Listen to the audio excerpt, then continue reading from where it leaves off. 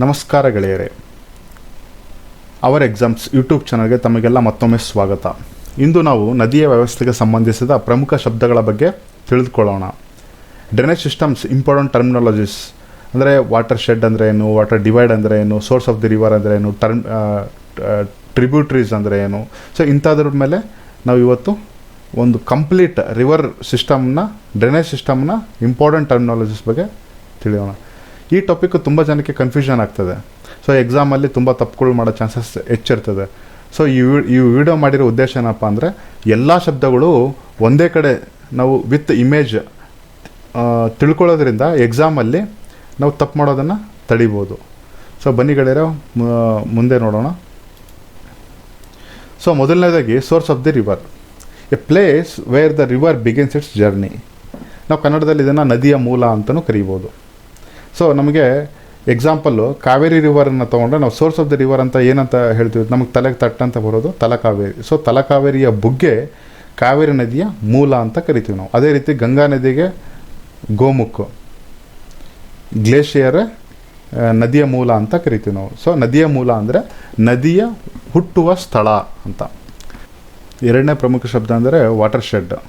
ನಾವು ಕನ್ನಡದಲ್ಲಿ ಜಲ ವಿಭಜಕ ಪ್ರದೇಶ ಅಂತ ಕರಿತೀವಿ. A ridge of a land that separates two adjacent river systems. ನೋಡಿ, ಈ ಇಮೇಜಲ್ಲಿ ನೋಡಿದ್ರೆ ಇದು ಒಂದು ಬೆಟ್ಟ.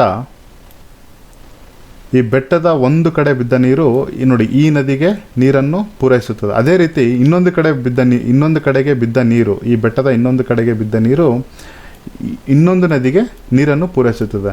ಕರ್ನಾಟಕದಲ್ಲಿ ವಾಟರ್ ಶೆಡ್ಗೆ ಬೆಸ್ಟ್ ಎಕ್ಸಾಂಪಲ್ ಅಂದರೆ ಕುದುರೆಮುಖ ಬೆಟ್ಟ.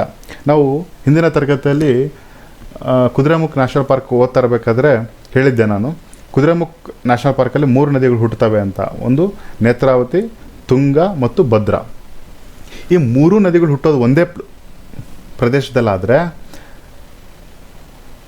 ಬಟ್ ಹರಿಯೋ ದಿಕ್ಕು ಮಾತ್ರ ಬೇರೆ. ಸೊ ಅದಕ್ಕೆ ನಾವು ಇದನ್ನು ವಾಟರ್ ಶೆಡ್, ಜಲ ವಿಭಜಕ ಪ್ರದೇಶ ಅಂತ ಕರಿತೀವಿ.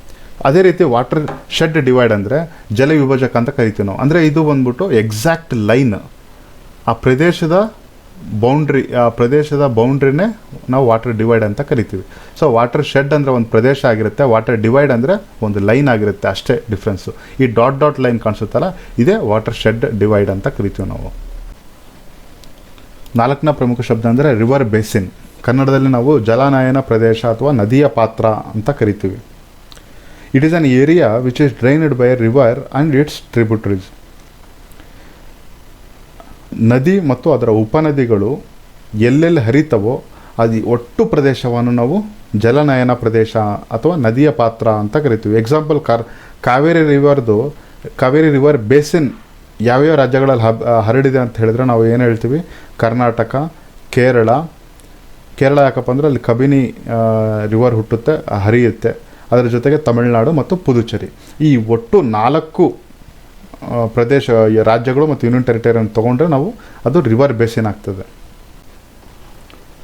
5ನೇ ಪ್ರಮುಖ ಶಬ್ದ ಅಂದರೆ ರಿವರ್ ಕ್ಯಾಚ್ಮೆಂಟ್ ಏರಿಯಾ, ನದಿ ಸಂಗ್ರಹಣಾ ಪ್ರದೇಶ.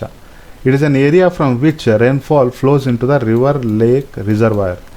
ಸೊ ರಿವರ್ ಕ್ಯಾಚ್ಮೆಂಟ್ ಏರಿಯಾ ಮತ್ತು ವಾಟರ್ ಶೆಡ್ ಒಂದೇ ಪ್ರದೇಶ ಆದರೂ ಕೂಡ, ಇಲ್ಲಿ ನೋಡಿ ಈ ಇಮೇಜಲ್ಲಿ ನೋಡಿದ್ರೆ ನಾವು ಇದನ್ನು ಫುಲ್ ಕಂಪ್ಲೀಟಾಗಿ ನಾವು ಇದನ್ನು ವಾಟರ್ ಶೆಡ್ ಅಂತ ಕರಿತೀವಿ.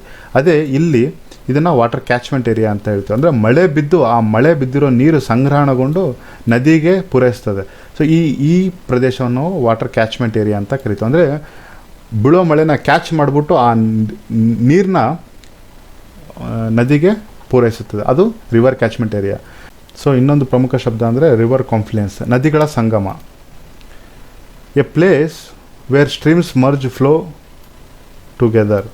ಸೊ 2ಕ್ಕಿಂತ ಹೆಚ್ಚು ನದಿಗಳು ಒಂದು ಕಡೆ ಸೇರಿ ಅಲ್ಲಿಂದ ಒಂದೇ ನದಿಯಾಗಿ ಹರಿತವೆ. ನಾವು ಆ ಸೇರೋ ಪ್ರದೇಶವನ್ನು ನದಿಗಳ ಸಂಗಮ ಅಂತ ಕರಿತೀವಿ ನಾವು. ಬೆಸ್ಟ್ ಎಕ್ಸಾಂಪಲ್ ಅಂದರೆ ಮೇಕದಾಟು ಹತ್ರ ಅರ್ಕಾವತಿ ನದಿಯು ಕಾವೇರಿ ನದಿಗೆ ಸೇರ್ತದೆ, ನಾವು ಅದನ್ನು ಸಂಗಮ ಅಂತ ಕರಿತೀವಿ. ಅದೇ ರೀತಿ ಶ್ರೀರಂಗಪಟ್ಟಣದ ತ್ರಿವೇಣಿ ಸಂಗಮ.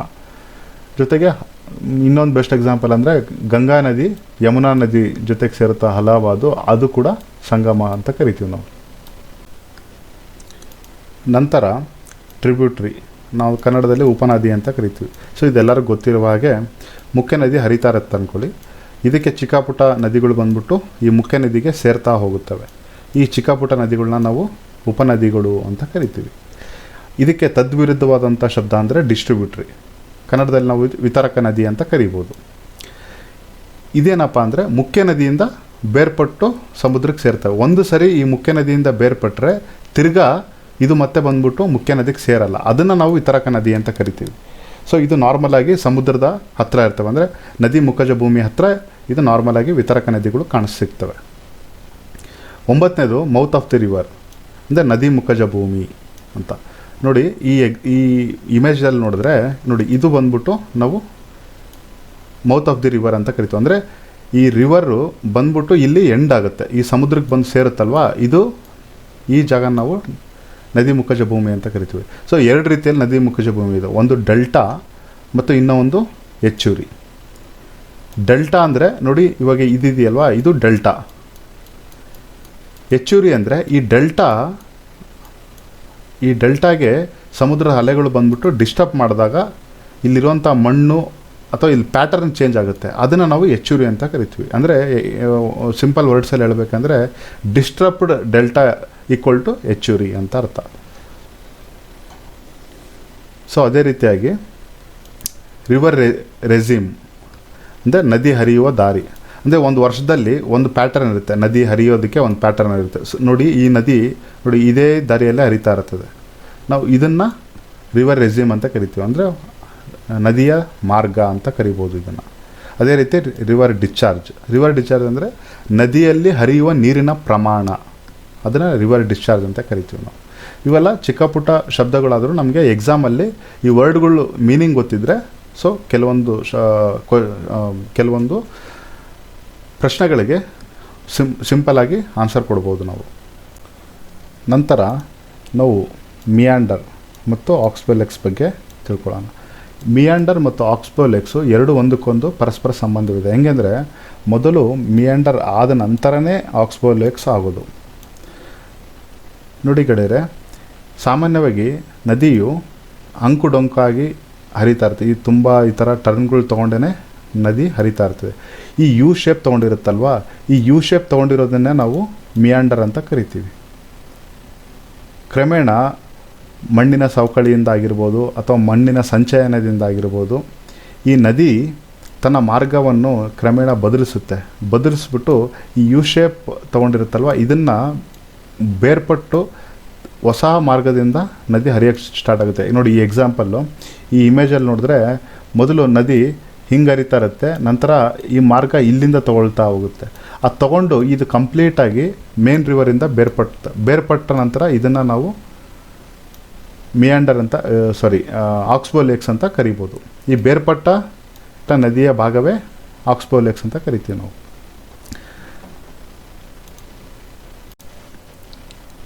ನಂತರ ಕನ್ಕೋರ್ಡೆಂಟ್ ಡ್ರೈನೇಜ್ ಪ್ಯಾಟರ್ನ್ ಅಂದರೆ ಸಿಂಪಲ್ಲಾಗಿ ಹೇಳಬೇಕಂದ್ರೆ ನದಿಯು ಭೂಸ್ವರೂಪಕ್ಕೆ ಅನುಗುಣವಾಗಿ ಹರಿತಾ ಹೋಗುತ್ತೆ. ಅಂದರೆ ಸ್ಲೋಪ್ ಯಾವ ಕಡೆ ಇದೆಯಾ, ಇಳಿಜಾರು ಯಾವ ಕಡೆ ಇದೆಯಾ ಆ ಕಡೆ ನದಿ ಹರ್ಕೊಂಡು ಹೋಗ್ತಾ ಇರುತ್ತೆ. ಅದನ್ನು ನಾವು ಕಂಕರ್ಡೆಂಟ್ ಡ್ರೈನೇಜ್ ಪ್ಯಾಟರ್ನ್ ಅಂತ ಕರಿತೀವಿ. ನಾರ್ಮಲಾಗಿ ಇವಾಗ ಕಾವೇರಿ ನದಿ ಕಂಕರ್ಡೆಂಟ್ ಡ್ರೈನೇಜ್ ಪ್ಯಾಟರ್ನ್ ಹೊಂದಿದೆ. ಯಾಕೆಂದರೆ ನಾವು ವೆಸ್ಟರ್ನ್ ಘಾಟ್ಸ್ ಪಶ್ಚಿಮ ಘಟ್ಟಗಳು ಪೂರ್ವಕ್ಕೆ ಇಳಿಜಾರಾಗಿದೆ, ಅದಕ್ಕೆ ನಮಗೆ ಕಾವೇರಿ ನದಿಯು ಪೂರ್ವಕ್ಕೆ ಹರಿತದೆ. ಸೊ ಅದನ್ನು ನಾವು ಕಂಕರ್ಡೆಂಟ್ ಡ್ರೈನೇಜ್ ಸಿಸ್ಟಮ್ ಅಂತ ಕರಿಬೋದು. ಅಂದರೆ ಭೂಸ್ವರೂಪಕ್ಕೆ ಅನುಗುಣವಾಗಿ ನದಿ ಹರ್ಕೊಂಡು ಹೋಗ್ತದೆ. ಡೆಫಿನೇಷನ್ ನೋಡಿದ್ರೆ ನೋಡಿ, a drainage pattern is described as concordant if it does correlate to the topology and geology. In simple words, the path of the river highly dependent on the slope of the topology. ಅಂದರೆ ಯಾವ ಕಡೆ ಭೂಸ್ವರೂಪಕ್ಕೆ ಅನುಗುಣವಾಗಿ ನದಿ ಹರಿತದೆ ಅದನ್ನು ನಾವು ಕಂಕಾರ್ಡೆಂಟ್ drainage pattern ಅಂತ ಕರಿತೀವಿ. ಈ ಕಂಕಾರ್ಡೆಂಟ್ ಡ್ರೈನೇಜ್ ಪ್ಯಾಟರ್ನಲ್ಲಿ 4 ಥರ ಬರುತ್ತೆ. ಒಂದು ಕಾನ್ಸಿಕ್ವೆಂಟು, ಸಬ್ಸಿಕ್ವೆಂಟು, ರಿಸಿಕ್ವೆಂಟ್ ಮತ್ತು ಅಬ್ಸಿಕ್ವೆಂಟ್. ಈ 4 ಶಬ್ದಗಳು ನಮಗೆ ತುಂಬ ಎಕ್ಸಾಮಲ್ಲಿ ತುಂಬ ಇಂಪಾರ್ಟೆಂಟ್ ಆಗ್ತದೆ. ತುಂಬ ಈಸಿಯಾಗಿ ಈ 4 ಶಬ್ದಗಳನ್ನ ನಾವು ತಿಳ್ಕೊಬೋದು. ಹೆಂಗೆ ಅಂದರೆ ನೋಡಿ, ಈ ಇಮೇಜನ್ನ ಗಮನಿಸಿದ್ರೆ ನೋಡಿ, ಇದು ಮುಖ್ಯ ನದಿ. ಈ ಮುಖ್ಯ ನದಿ ಹರಿತಾ ಇರುತ್ತೆ ಅಂದ್ಕೊಳ್ಳಿ, ಇದಕ್ಕೆ ಉಪನದಿಗಳು ಬಂದು ಸೇರ್ಕೊಳ್ಳುತ್ತಲ್ವ, ಇದನ್ನು ನಾವು ನಾರ್ಮಲಾಗಿ ಸಬ್ಸಿಕ್ವೆಂಟ್ ಅಂತ ಕರಿತೀವಿ. ಈ ಉಪನದಿಗಳನ್ನೇ ನಾವು ಸಬ್ಸಿಕ್ವೆಂಟ್ ಅಂತ ಕರಿತೀವಿ. ಸೊ ಕನ್ಸಿಕ್ವೆಂಟ್ ಅಂದರೆ ಯಾವುದು? ಮುಖ್ಯ ನದಿ. ಸ್ಲೋಪ್ಗೆ ಅನುಗುಣವಾಗಿ ಹರ್ಕೊಂಡು ಹೋಗುವಂಥ ಮುಖ್ಯ ನದಿನ ನಾವು ಕನ್ಸಿಕ್ವೆಂಟ್ ಅಂತ ಕರಿತೀವಿ. ಅದೇ ರೀತಿ ಉಪನದಿಗಳು ಬಂದ್ಬಿಟ್ಟು ಮುಖ್ಯ ನದಿಗೆ ಸೇರಿದ್ರೆ ಅದನ್ನು ನಾವು ಸಬ್ಸಿಕ್ವೆಂಟ್ ಅಂತ ಕರಿತೀವಿ. ಅದೇ ರೀತಿ ರಿಕ್ವಿಸೆಂಟ್ ರಿವರ್ ಅಂದರೆ, ರಿಕ್ವಿಸೆಂಟ್ ನದಿ ಅಂದರೆ ಈ ಕನ್ಸಿಕ್ವೆಂಟ್ ರಿವರ್ ಅಂದರೆ ಮುಖ್ಯ ನದಿ ಹರಿತಾ ಇರುತ್ತಲ್ವ ಅದೇ ಡೈರೆಕ್ಷನಲ್ಲಿ ಬಂದು ಉಪನದಿಗೆ ಬಂದು ಸೇರ್ತದಲ್ಲ, ಇದನ್ನು ನಾವು ರಿಕ್ವಿಸೆಂಟ್ ಅಂತ ಕರಿತೀವಿ. ಇದಕ್ಕೆ ಡೆಡ್ ಆಪೋಸಿಟೇ ಒಬ್ಸಿಕ್ವೆಂಟ್. ಒಬ್ಸಿಕ್ವೆಂಟ್ ಅಂದರೆ ಈ ಮುಖ್ಯ ನದಿಗೆ ಆಪೋಸಿಟಾಗಿ, ಅಂದರೆ ಆಪೋಸಿಟಾಗಿ 180 ಡಿಗ್ರಿಯಲ್ಲಿ ಹರ್ಕೊಂಡು ಬಂದು ಉಪನದಿಗೆ ಸಬ್ಸಿಕ್ವೆಂಟ್ ನದಿಗೆ ಸೇರುತ್ತೆ. ಅದನ್ನು ನಾವು ಒಬ್ಸಿಕ್ವೆಂಟ್ ರಿವರ್ ಅಂತ ಕರಿತೀವಿ. ತುಂಬ ಈ ಸಿಂಪಲಾಗಿ ಹೇಳಬೇಕಂದ್ರೆ ನಾನೊಂದು ಇಮೇಜ್ ಬರ್ತಿದ್ದೀನಿ, ಆ ಇಮೇಜಲ್ಲಿ ನೋಡಿದ್ರೆ ನಿಮಗೆ ಅರ್ಥ ಆಗ್ಬೋದು. ನೋಡಿ, ಇದು ಬಂದ್ಬಿಟ್ಟು ಮುಖ್ಯ ನದಿ ಹರಿಯುವ ದಾರಿ. ಈ ದಾರಿ ಇದನ್ನು ನಾವು ಕಾನ್ಸಿಕ್ವೆಂಟ್ ರಿವರ್ ಅಂತ ಕರಿತೀವಿ. ಇದು ಬಂದ್ಬಿಟ್ಟು ಉಪನದಿಗಳು, ಇದು ಮತ್ತು ಇದು. ಈ ಉಪನದಿಗಳನ್ನ ನಾವು ಸಬ್ಸಿಕ್ವೆಂಟ್ ಅಂತ ಕರಿತೀವಿ. ನೋಡಿ, ರಿಕ್ವಿಸೆಂಟನ್ನು ನಾನು ಹೇಳಿದೆ, ಈ ಮುಖ್ಯ ಕನ್ಸಿಕ್ವೆಂಟ್ ರಿವರ್ ಯಾವ ಡೈರೆಕ್ಷನಲ್ಲಿ ಹೋಗ್ತಾ ಇದೆ ಅದೇ ಡೈರೆಕ್ಷನಲ್ಲಿ ಒಂದು ಚಿಕ್ಕ ರಿವರ್ ಹರಿದು ಬಂದ್ಬಿಟ್ಟು ಉಪನದಿಗೆ ಬಂದು ಜಾಯ್ನ್ ಆಗ್ತದೆ, ಅಂದರೆ ಸಬ್ಸಿಕ್ವೆಂಟ್ ರಿವರ್ಗೆ ಜಾಯ್ನ್ ಆಗ್ತದೆ, ಅದು ರಿಕ್ವಿಸೆಂಟ್ ಆಗ್ತದೆ. ಇದಕ್ಕೆ ಡೆಡ್ ಆಪೋಸಿಟೇ ಬಂದ್ಬಿಟ್ಟು ಒಬ್ಸಿಕ್ವೆಂಟ್ ರಿವರ್. ಅಂದರೆ ಈ ನದಿ ಹಿಂಗೆ ಹರಿತಾ ಇರುತ್ತೆ ಅಂದ್ಕೊಳ್ಳಿ, ಇದಕ್ಕೆ ಆಲ್ಮೋಸ್ಟ್ 180 ಡಿಗ್ರಿಯಲ್ಲಿ ಬಂದ್ಬಿಟ್ಟು ಸಬ್ಸಿಕ್ವೆಂಟ್ ರಿವರ್ಗೆ ಚಿಕ್ಕ ರಿವರ್ ಬಂದು ಜಾಯ್ನ್ ಆಗೋದು, ಅದನ್ನು ಒಬ್ಸಿಕ್ವೆಂಟ್ ರಿವರ್ ಅಂತ ಕರಿತೀವಿ. ನಮಗೆ ಕರ್ನಾಟಕದಲ್ಲಿ ಒಂದೇ ಒಂದು ಒಬ್ಸಿಕ್ವೆಂಟ್ ರಿವರ್ ಇರೋದು ಯಾವುದಪ್ಪ ಅಂದರೆ ಅದು ಕಾರಂಜ್. ಈ ಕಾರಂಜ್ ಯಾವ ನದಿಗೆ ಉಪನದಿ ಅಂದರೆ ಮಾಂಜ್ರಾ ನದಿಗೆ ಈ ಕಾರಂಜು ಉಪನದಿ. ಇದು ಬಂದ್ಬಿಟ್ಟು ಗೋದಾವರಿ ನದಿಯ ಉಪನದಿ ಆಗ್ತದೆ ಮಾಂಜ್ರಾ. ಈ ಗೋದಾವರಿ ನದಿ ಹರಿಯೋ ದಿಕ್ಕಿಗೆ ಅಪೋಸಿಟ್ಟಾಗಿ ಈ ಕಾರಂಜಿ ನದಿ ಹರಿದ್ಬಿಟ್ಟು ಮಾಂಜ್ರಾ ನದಿಗೆ ಸೇರುತ್ತೆ. ಅದನ್ನು ನಾವು ಒಬ್ಸಿಕ್ವೆಂಟ್ ರಿವರ್ ಅಂತ ಕರಿತೀವಿ. ಕರ್ನಾಟಕದಲ್ಲಿ ಒಂದೇ ಒಂದು ಒಬ್ಸಿಕ್ವೆಂಟ್ ರಿವರ್ ಇರೋದು, ಅದು ಕಾರಂಜ್. ನಂತರ ಡಿಸ್ಕಾರ್ಡೆಂಟ್ ಡ್ರೈನೇಜ್ ಪ್ಯಾಟರ್ನ್. ಇದು ಕಾಂಕಾರ್ಡೆಂಟ್ ಡ್ರೈನೇಜ್ ಪ್ಯಾಟರ್ನ್ಗೆ ತದ್ವಿರೋಧವಾದಂಥ ಡ್ರೈನೇಜ್ ಪ್ಯಾಟರ್ನ್. ಇಲ್ಲಿ ನದಿಗಳು ಭೂಸ್ವರೂಪಕ್ಕೆ ಅನುಗುಣವಾಗಿ ಹರಿಯದೇನೆ ತಮ್ಮ ಮಾರ್ಗವನ್ನು ಯಾವುದೇ ಭೂಸ್ವರೂಪ ಬದಲಾವಣೆ ಕಂಡರೂ ಕೂಡ ತಮ್ಮ ಮಾರ್ಗವನ್ನು ಇಲ್ಲಿ ನದಿಗಳು ಬದಲಿಸೋದಿಲ್ಲ. ಎಕ್ಸಾಂಪಲ್ಲು ನೋಡಿ, ಇದರಲ್ಲಿ 2 ಥರ ಬರುತ್ತೆ. ಒಂದು ಆ್ಯಂಟಿಸಿಡೆಂಟ್ ರಿವರ್, ಇನ್ನೊಂದು super imposed river. Antecedent river ಅಂದರೆ ಒಂದು ನದಿ ಹರಿತಾ ಇರುತ್ತೆ, ಎಕ್ಸಾಂಪಲ್ ಒಂದು ನದಿ ಹರಿತಾ ಇರುತ್ತೆ, ಇಲ್ಲಿ ಯಾವುದೋ ಭೂ ಸ್ವರೂಪ ಅಂದರೆ ಭೂ ಬದಲಾವಣೆಗಳಗೊಂಡು ಇಲ್ಲೊಂದು ಬೆಟ್ಟ ಬರುತ್ತೆ ಅಂತ ಅಂದ್ಕೊಳ್ಳಿ. ಈ ಬೆಟ್ಟವನ್ನು ಲೆಕ್ಕಿಸದೆ ಈ ನದಿ ಈ ಬೆಟ್ಟವನ್ನು ಕೊರೆದು ತನ್ನ ಮಾರ್ಗವನ್ನು ಬದಲಿಸದೆ ಇದೇ ಮಾರ್ಗದಲ್ಲಿ ಚಲಿಸ್ತದೆ, ಅದನ್ನು ನಾವು ಆ್ಯಂಟಿಸಿಡೆಂಟ್ ರಿವರ್ ಅಂತ ಕರಿತೀವಿ. ನಾರ್ಮಲಾಗಿ ಹೇಳಬೇಕಂದ್ರೆ ಆ್ಯಂಟಿಸಿಡೆಂಟ್ ರಿವರನ್ನು ನಾವು ಪೂರ್ವದ ನದಿಗಳು ಅಂತ ಕರಿತೀವಿ. ಜನರಲಾಗಿ ಹೇಳಬೇಕಂದ್ರೆ ಹಿಮಾಲಯ ಹುಟ್ಟೋದಕ್ಕಿಂತ ಮುಂಚೆ ಇರುವ ನದಿಗಳನ್ನ ನಾವು ಆ್ಯಂಟಿಸಿಡೆಂಟ್ ರಿವರ್ಸ್ ಅಂತ ಕರಿತೀವಿ. ಹಿಮಾಲಯ ಹುಟ್ಟಿದ ಮೇಲೂ ಕೂಡ ಆ ಬೆಟ್ಟಗಳನ್ನ ಕೊರೆದು ರಭಸವಾಗಿ ಹರಿದು ತನ್ನ ಮಾರ್ಗವನ್ನು ಬದಲಿಸದೆ ಅದೇ ಮಾರ್ಗದಲ್ಲಿ ಚಲಿಸುವ ನದಿಗಳನ್ನ ನಾವು ಆ್ಯಂಟಿಸಿಡೆಂಟ್ ರಿವರ್ ಅಂತ ಕರಿತೀವಿ. ಅದೇ ರೀತಿಯಾಗಿ ಸೂಪರ್ ಇಂಪೋಸ್ಡ್ ರಿವರ್. ಈ ಸೂಪರ್ ಇಂಪೋಸ್ಡ್ ಡ್ರೈನೇಜ್ ಪ್ಯಾಟರ್ನಲ್ಲೂ ಕೂಡ ಇದೇ ರೀತಿ antecedent river drainage pattern antecedent drainage system ಥರನೇ ಸೂಪರ್ ಇಂಪೋಸ್ಡ್ ಕೂಡ ತನ್ನ ಮಾರ್ಗವನ್ನು ಬದಲಿಸೋದಿಲ್ಲ.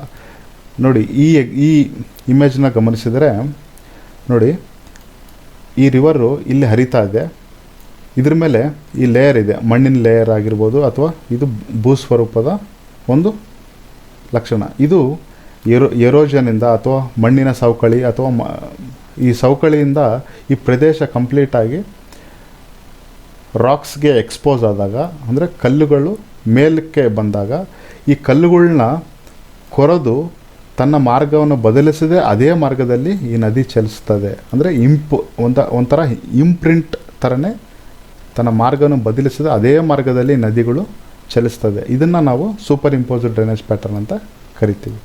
ಇವೆರಡು ಆ್ಯಂಟಿಸಿಡೆಂಟ್ ರಿವರ್ ಮತ್ತು ಸೂಪರ್ ಇಂಪೋಸ್ಡ್ ರಿವರ್ ತುಂಬ ಇಂಪಾರ್ಟೆಂಟ್. ಯಾವುದೇ ಎಕ್ಸಾಮಲ್ಲೂ ಕೂಡ ಕೇಳೋಂಥ ಚಾನ್ಸಸ್ ಇದ್ದಾವೆ. ಕೊನೆಯದಾಗಿ ಡ್ರೈನೇಜ್ ಪ್ಯಾಟರ್ನ್ ಬಗ್ಗೆ ತಿಳಿಯೋಣ. ಡ್ರೈನೇಜ್ ಪ್ಯಾಟರ್ನ್ ಅಂದರೆ ಉದಾಹರಣೆಗೆ ಒಂದು ನದಿ ಹರಿತಾ ಇರುತ್ತೆ ಅಂದ್ಕೊಳ್ಳಿ. ಈ ನದಿ ಯಾವುದೇ ಒಂದು ಬಿಂದುವಿನಿಂದ ನದಿ ಹರಿಯುವುದಿಲ್ಲ, ಬದಲಾಗಿ ಈ ನದಿಗೆ ಬೇರೆ ಬೇರೆ ಪ್ರದೇಶಗಳಿಂದ ಚಿಕ್ಕ ಚಿಕ್ಕ ಜರಿಗಳು ಬಂದು ಸೇರಿ ತದನಂತರ ಇದು ಮುಖ್ಯ ನದಿಯಾಗಿ ಹರಿತದೆ. ಈ ಬೇರೆ ಬೇರೆ ಪ್ರದೇಶಗಳಿಂದ ಈ ಜರಿಗಳು ಚಿಕ್ಕ ಚಿಕ್ಕ ಜರಿಗಳು ಬಂದು ಸೇರುತ್ತವಲ್ಲ, ಈ ಸೇರುವ ಮಾದರಿಯನ್ನೇ ನಾವು ಡ್ರೈನೇಜ್ ಪ್ಯಾಟರ್ನ್ ಅಂತ ಕರಿತೀವಿ. ಉದಾಹರಣೆಗೆ ಮೊದಲನೇದು ಡೆಂಡ್ರಿಕ್ ಡ್ರೈನೇಜ್ ಪ್ಯಾಟರ್ನ್. ಈ ಡೆಂಡ್ರಿಕ್ ಡ್ರೈನೇಜ್ ಪ್ಯಾಟರ್ನು ನಾವು ಮೇಲೆಯಿಂದ ನೋಡಿದ್ರೆ ಅದು ಮರದ ರೀತಿಯಲ್ಲಿ ಕಾಣಿಸುತ್ತದೆ. ಉದಾಹರಣೆಗೆ ಇಲ್ಲಿ ಈ ಇಮೇಜನ್ನ ನೋಡಿದ್ರೆ ಇದು ಡೆಂಡ್ರಿಕ್ ಡ್ರೈನೇಜ್ ಪ್ಯಾಟರ್ನ್. ಈ ಡೆಂಡ್ರಿಕ್ ಡ್ರೈನೇಜ್ ಪ್ಯಾಟರ್ನಲ್ಲಿ ಮುಖ್ಯ ನದಿ ನೋಡಿ, ಇದು ಮುಖ್ಯ ನದಿ. ಈ ಮುಖ್ಯ ನದಿಗೆ ಈ ಚಿಕ್ಕ ಚಿಕ್ಕ ನದಿ ಜರಿಗಳು ಬಂದು ಸೇರಿ ಇದು ಮುಖ್ಯ ನದಿ ಆಗಿದೆ. ಈ ಸೇರುವ ಮಾದರಿ ಮರದ ರೀತಿಯಲ್ಲಿ ಕಾಣಿಸುತ್ತದೆ, ಅದಕ್ಕೆ ಇದನ್ನು ಡೆಂಡ್ರಿಕ್ ಡ್ರೈನೇಜ್ ಪ್ಯಾಟರ್ನ್ ಅಂತ ಕರಿತೀವಿ. ಅದೇ ರೀತಿ ಟ್ರೆಲಿಸ್ ಡ್ರೈನೇಜ್ ಪ್ಯಾಟರ್ನ್. ಈ ಟ್ರೆಲಿಸ್ ಡ್ರೈನೇಜ್ ಪ್ಯಾಟರ್ನು ಮುಖ್ಯ ನದಿ ಹರಿತಾ ಇರುತ್ತೆ, ಇದಕ್ಕೆ ಆಯತಾಕಾರದಲ್ಲಿ ಬಂದು ಚಿಕ್ಕ ಚಿಕ್ಕ ಜರಿಗಳು ಬಂದು ಸೇರುತ್ತವೆ. ಇದನ್ನು ನಾವು ಟ್ರೆಲಿಸ್ ಡ್ರೈನೇಜ್ ಪ್ಯಾಟರ್ನ್ ಅಂತ ಕರಿತೀವಿ. ಉದಾಹರಣೆಗೆ ಈ ಇಮೇಜ್ ನೋಡಿದ್ರೆ ನಿಮ್ಗೆ ಅರ್ಥ ಆಗುತ್ತೆ. ಬೆಸ್ಟ್ ಇಮೇಜಸ್ ಅಂದರೆ ಇಲ್ಲಿದ್ದಾರೆ. ಇದು ಡೆಂಡ್ರಿಕ್ ಡ್ರೈನೇಜ್ ಪ್ಯಾಟರ್ನ್. ಈ ನದಿ ಹರಿತಾ ಇರುತ್ತೆ, ಇದಕ್ಕೆ ಮರದ ಕೊಂಬೆಗಳ ರೀತಿಯಲ್ಲಿ ಬಂದು ಮುಖ್ಯ ನದಿಗೆ ಈ ಜರಿಗಳು ಬಂದು ಸೇರುತ್ತವೆ. ಇದನ್ನು ನಾವು ಡೆಂಡ್ರಿಕ್ ಡ್ರೈನೇಜ್ ಪ್ಯಾಟರ್ನ್. ಟ್ರೆಲಿಸ್ ಡ್ರೈನೇಜ್ ಪ್ಯಾಟರ್ನ್ ಆವಾಗಲೇ ಹೇಳಿದೆ, ನದಿ ಹರಿತಾ ಇರುತ್ತೆ, ಇದಕ್ಕೆ ಆಯತಾಕಾರದಲ್ಲಿ ಬಂದು ಚಿಕ್ಕ ಚಿಕ್ಕ ಜರಿಗಳು ಬಂದು ಈ ಮುಖ್ಯ ನದಿಗೆ ಸೇರುತ್ತವೆ. ಈ ಮಾದರಿಯನ್ನು ನಾವು ಟ್ರೆಲಿಸ್ ಅಂತ ಕರಿತೀವಿ. ಅದೇ ರೀತಿ ರೆಕ್ಟ್ಯಾಂಗ್ಯುಲರ್ ಡ್ರೈನೇಜ್ ಪ್ಯಾಟರ್ನ್. ಈ ರೆಕ್ಟ್ಯಾಂಗ್ಯುಲರ್ ಡ್ರೈನೇಜ್ ಪ್ಯಾಟರ್ನಲ್ಲಿ ಮುಖ್ಯವಾಗಿ ತಿಳ್ಕೊಬೇಕಾಗಿರೋದೇನಪ್ಪ ಅಂದರೆ, ಈ ಮುಖ್ಯ ನದಿನೇ 90 ಡಿಗ್ರಿ ಶಿಫ್ಟ್ ತೊಗೊಂಡು ಹರಿಯುತ್ತೆ, ಅಂದರೆ 90 ಡಿಗ್ರಿ ಟರ್ನ್ ತೊಗೊಂಡು ಹರಿಯುತ್ತೆ. ಇವಾಗ ಇದು ನೋಡಿ, ಇದು ಮುಖ್ಯ ನದಿ, ಇದೇ ಮುಖ್ಯ ನದಿ 90 ಡಿಗ್ರಿ ಶಿಫ್ಟ್ ತೊಗೊಂಡು ಹರಿದಿದೆ. ಇದನ್ನು ಇಂತಹ ಮಾದರಿಯನ್ನು ನಾವು ರೆಕ್ಟ್ಯಾಂಗ್ಯುಲರ್ ಡ್ರೈನೇಜ್ ಪ್ಯಾಟರ್ನ್ ಅಂತ ಕರಿತೀವಿ. ನಾಲ್ಕನೇದು ರೇಡಿಯಲ್ ಡ್ರೈನೇಜ್ ಪ್ಯಾಟರ್ನ್. ಈ ರೇಡಿಯಲ್ ಡ್ರೈನೇಜ್ ಪ್ಯಾಟರ್ನು ಎಕ್ಸಾಂಪಲ್ಲು, ಈ ಬೆಟ್ಟ ಗಮನಿಸಿ. ಒಂದು ಬೆಟ್ಟ, ಈ ಬೆಟ್ಟದ ತುದಿಯಲ್ಲಿ ಮಳೆ ಬಿದ್ದರೆ ಎಲ್ಲ ದಿಕ್ಕಿಗೂ ಮಳೆ ನೀರು ಹರಿಯುತ್ತದೆ. ಈ ಹರಿದು ಈ ನದಿ ಒಂದು ಕಡೆ ಸಂಗ್ರಹಣಗೊಂಡು ಮುಖ್ಯ ನದಿಯಾಗಿ ಹರಿಯುತ್ತೆ. ಇಂತಹ ಮಾದರಿಯನ್ನು ನಾವು ರೇಡಿಯಲ್ ಡ್ರೈನೇಜ್ ಪ್ಯಾಟರ್ನ್ ಅಂತ ಕರೀತೀವಿ. ಅಂದರೆ ಎಲ್ಲ ದಿಕ್ಕಿಗೆ ನದಿ ನೀರು ಜರಿಗಳು ಹರಿಯುತ್ತವೆ. ಇದನ್ನು ನಾವು ರೇಡಿಯಲ್ ಡ್ರೈನೇಜ್ ಪ್ಯಾಟರ್ನ್ ಅಂತ ಕರೀತೀವಿ. ಭಾರತದಲ್ಲಿ ಬೆಸ್ಟ್ ಎಕ್ಸಾಂಪಲ್ ರೇಡಿಯಲ್ ಡ್ರೈನೇಜ್ ಪ್ಯಾಟರ್ನ್ಗೆ ಅಂದರೆ ಅದು ಅಮರಕಂಟಕ್. ಐದನೇದು annual drainage pattern. Annual drainage pattern ಅಂದರೆ ಉಂಗುರದ ಆಕಾರದಲ್ಲಿ ನದಿ ನೀರು ಶೇಖರಣೆಗೊಂಡು ಮುಖ್ಯ ನದಿಯಾಗಿ ಹರಿತದೆ. ಅದೇ ರೀತಿ parallel drainage pattern. Parallel drainage pattern ಮುಖ್ಯ ನದಿಗೆ ಸಮಾನಾಂತರವಾಗಿ ಚಿಕ್ಕ ಚಿಕ್ಕ ಜರಿಗಳು ಬಂದು ಸೇರಿ ಅದು ಮುಖ್ಯ ನದಿಯಾಗಿ ಹರಿತದೆ. ಇದು ಪ್ಯಾರಲಲ್ ಡ್ರೈನೇಜ್ ಪ್ಯಾಟರ್ನ್. ಅದೇ ರೀತಿ ಸೆಂಟ್ರಿಪಿಟಲ್ ಡ್ರೈನೇಜ್ ಪ್ಯಾಟರ್ನ್. ಕೇಂದ್ರಾಭಿಮುಖವಾಗಿ ಹರಿದು ಮುಖ್ಯ ನದಿಯಾಗಿ ಹರಿತವೆ. ಇದು ಸೆಂಟ್ರಿಪಿಟಲ್. ಈ ಇಮೇಜ್ಗಳನ್ನ ನೋಡಿದ್ರೆ ನಿಮಗೆ ಈ ಪ್ಯಾಟರ್ನ್ಗಳ ಮಾದರಿ ಅರ್ಥ ಆಗುತ್ತೆ. ಈ ನದಿಗೆ ಸಂಬಂಧಪಟ್ಟ ಪ್ರಮುಖ ಶಬ್ದಗಳು ತುಂಬ ಕನ್ಫ್ಯೂಷನ್ ಇರೋದರಿಂದ ಅದಕ್ಕೆ ಈ ಎಲ್ಲ ಶಬ್ದಗಳನ್ನ ನಾನು ಒಂದು ಕಡೆ ತಂದು ಈ ವಿಡಿಯೋ ಮಾಡಿದ್ದೀನಿ. ಇದರಿಂದ ತಮಗೆಲ್ಲ ಉಪಯೋಗ ಆಗಿದೆ ಅಂತ ನಾನು ಭಾವಿಸ್ತೇನೆ. ಈ ವಿಡಿಯೋ ನೋಡಿದ್ದಕ್ಕೆ ತಮಗೆಲ್ಲ ಮತ್ತೊಮ್ಮೆ ಧನ್ಯವಾದಗಳು. ಈ ವಿಡಿಯೋ ತಮಗೆ ಇಷ್ಟವಾದಲ್ಲಿ ಲೈಕ್ ಮಾಡಿ, ತಪ್ಪದೇ ಸಬ್ಸ್ಕ್ರೈಬ್ ಮಾಡಿ ಮತ್ತು ನಿಮ್ಮ ಫ್ರೆಂಡ್ಸ್ಗಳಿಗೆ ಈ ವಿಡಿಯೋವನ್ನು ಶೇರ್ ಮಾಡಿ.